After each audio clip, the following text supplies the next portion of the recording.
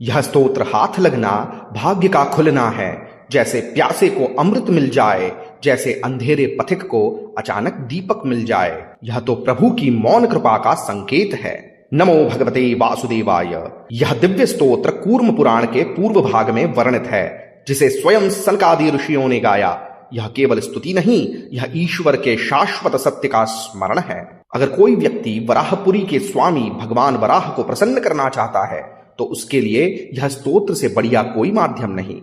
यह वही दिव्य क्षण है जब सनक, सनंदन, सनातन और सनत कुमार ब्रह्म ज्ञान में स्थित ऋषियों ने भगवान वराह की स्तुति की थी। यह कोई साधारण स्तोत्र नहीं है, यह विष्णु के परम तत्व का उद्घोष है। ऐसी स्तुति को छोड़ देना जीवन की विडंबना होगी। यह आत्मा को परम शरण में ले जाने का रथ है। स्तोत्र अवश्य सुनिएगा। ऐसे रहस्यमयी और दिव्य स्तोत्र स्तुतियां हम आपके लिए लेकर आते रहते हैं, इसीलिए चैनल को सब्सक्राइब अवश्य कीजिएगा। वीडियो को अंत तक अवश्य देखें और वीडियो के अंत में जय श्री वराह कमेंट करना न भूलें। ऐसे रहस्यमयी और दिव्य स्तोत्र अपने संबंधी जनों से साझा अवश्य करें, यह पुण्य का कार्य है। आइए सुनते हैं सनकादि ऋषि कृतम वराह स्तोत्रम। ओम अथ सनकादि ऋषि कृतम वराह स्तोत्रम। ऋषय ऊचुः नमस्ते देवदेवाय ब्रह्मणे परमेष्ठिने पुरुषाय पुराणाय शाश्वताय जयाय च नमः स्वयंभुवे तुभ्यं सृष्ट्रे सर्वार्थवेदिने नमो हिरण्यगर्भाय वेधसे परमात्मने नमस्ते वासुदेवाय विष्णवे विश्वयोनये नारायणाय देवाय देवानां हितकारिणे नमोऽस्तुते चतुर्वक्त्र शारङ्गचक्रासिधारिणे सर्वभूतात्मभूताय कूटस्थाय नमो नमः नमो वेदरहस्याय नमस्ते वेदयोनये नमो बुद्धाय शुद्धाय नमस्ते ज्ञानरूपिणे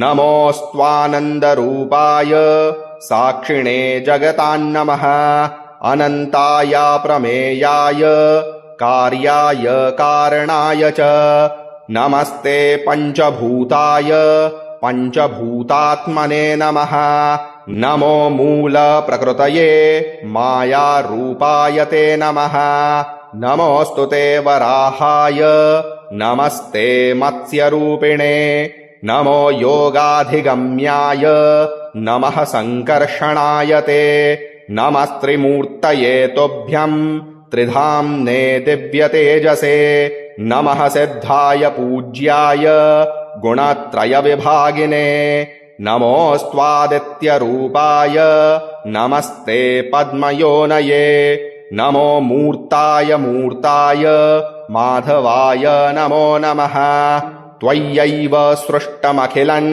त्वय्येव सकलं स्थितं पालयैतज्जगत्सर्वं त्राता त्वं शरणं गतिः इत्थं स भगवान् विष्णुः सनकाद्यैरभिष्टुतः प्रसादमकरोत्तेषां वराह वपुरीश्वरः।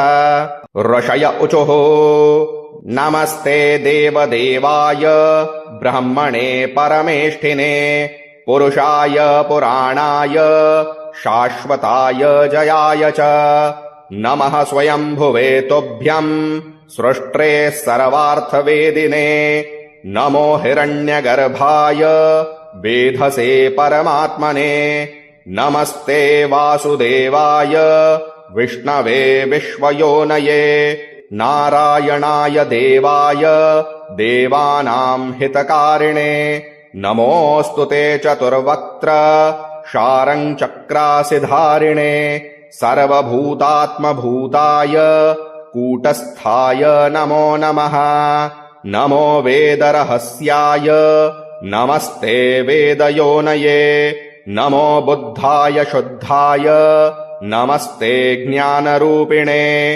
नमोऽस्त्वानन्दरूपाय साक्षिणे जगतान्नमः अनन्ताय प्रमेयाय कार्याय कारणाय च नमस्ते पञ्चभूताय पञ्चभूतात्मने नमः नमो मूलप्रकृतये मायारूपाय ते नमः नमोऽस्तु ते वराहाय नमस्ते मत्स्यरूपिणे नमो योगाधिगम्याय नमः संकर्षणाय ते नमस्त्रिमूर्तये तुभ्यं त्रिधाम्ने दिव्यतेजसे नमः सिद्धाय पूज्याय गुणत्रयविभागिने नमोऽस्त्वादित्यरूपाय नमस्ते पद्मयोनये नमो मूर्ताय मूर्ताय माधवाय नमो नमः त्वय्यैव सृष्टमखिलम्